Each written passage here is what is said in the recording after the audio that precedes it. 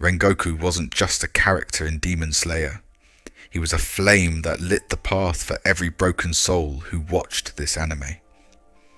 In a story filled with tragedy, bloodshed, and heartbreak, Rengoku stood like a pillar of unshakable warmth. A reminder that no matter how dark the world becomes, we must keep moving forward, with honor, with love, and with a heart ablaze. From the moment he appeared, there was something different about him. It wasn't just his loud voice, his unwavering smile, or his love for bento. It was his soul. It was pure, steady, unbreakable. He didn't just fight demons, he inspired people. When Tanjiro, Inosuke, and Zenitsu joined him on the Mugen Train, they weren't just following a Hashira. They were walking beside someone who had already accepted the weight of life and death and chose to carry it with grace. Rengoku's strength wasn't just in his sword, it was in his kindness, his discipline, his compassion. He was a warrior raised not to hate, but to protect.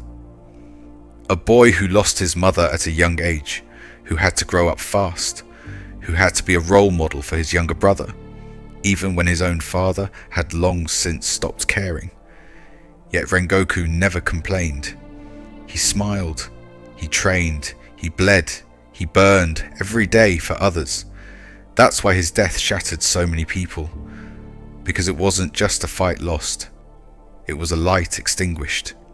In his final battle against Akaza, when he was offered immortality, Rengoku didn't hesitate, he refused, because for him, the beauty of life was in its fragility.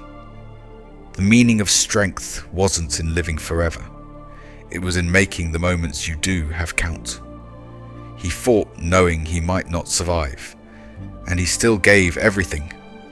And when that final blow came, when his body was pierced and the world slowed, he didn't scream for help, he didn't cry for a miracle, he smiled.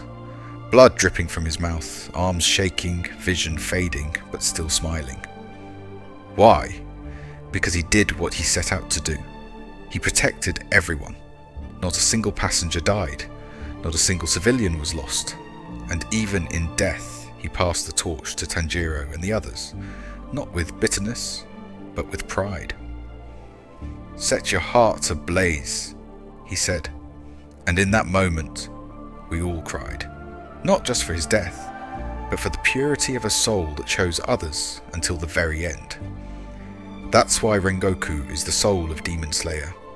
He represents everything this story stands for: selflessness, sacrifice, strength born from pain, and love that lasts beyond the grave. He wasn't the main character, but he left a mark deeper than anyone. His words echoed long after he was gone. He changed Tanjiro. He broke Inosuke's pride. He inspired viewers around the world to be better, stronger, kinder. And even as the story went on, with new battles and greater threats, the memory of Rengoku remained like a flame flickering in the wind, faint, but never gone. Every time Tanjiro pushed forward, every time he remembered Rengoku's teachings, it reminded us that real heroes don't always survive, but they do live on, in us, in the people they save, in the words they leave behind, in the lessons they teach without ever demanding credit. Rengoku taught us that courage isn't loud. Sometimes it's quiet. Sometimes it's a man standing alone, facing death with nothing but a sword and a smile. Sometimes it's a brother telling his younger sibling to live proudly. Sometimes it's someone burning so brightly that their light reaches even those who feel lost in the dark. That's who Rengoku was. That's why his death hit harder than most. Because we didn't just lose a swordsman, we lost a symbol of everything we wish we could be.